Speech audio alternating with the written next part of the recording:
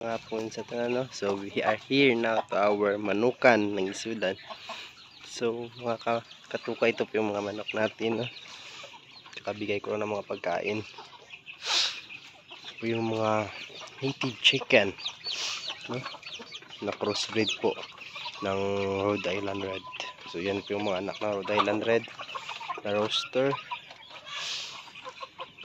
Yan po sila. Ito po yung mga siso natin, no? Nakaliksi po. Kaya meron po ito bagong bili na manok, no? Na basilan. Ito po. Yan po. Yan, basilan po yan. And then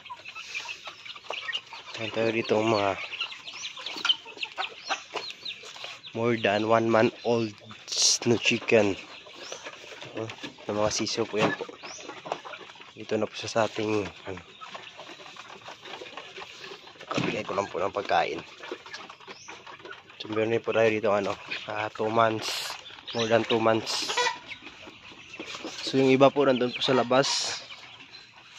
So kasi hindi ko nasira yung pertahan. So yun po sila. Yan, makikita nyo po sila dyan. Ayun po, as you can see. And then meron po tayo dito ito po yung more than 2 months po natin. Ito, 6 po yan sila.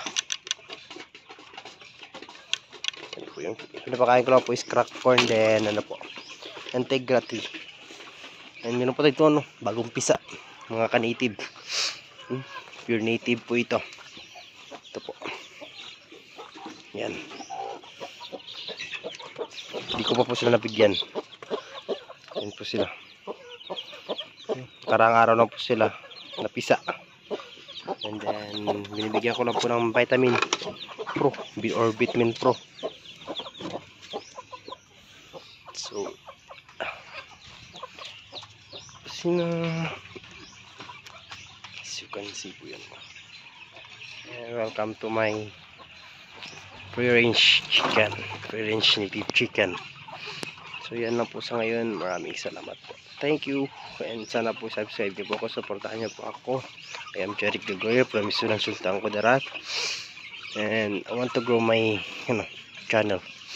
So supportahan, subscribe niyo po ako sa lahat po ng tumitingin sa akin dyan. Meron po ako 53 viewers. Yan po yung pinakamalaki ko. So supportahan niyo po ako. Yan lang po at maraming salamat.